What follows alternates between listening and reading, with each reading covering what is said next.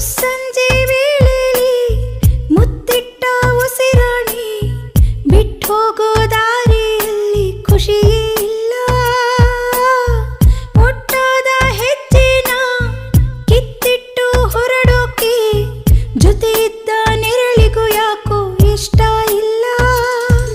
ಒಲವಿಲ್ಲದ ಒಡಲೆಲ್ಲಿದೆ, ತಾಯಿಲ್ಲದ ಮಡಿಲೆಲ್ಲಿದೆ.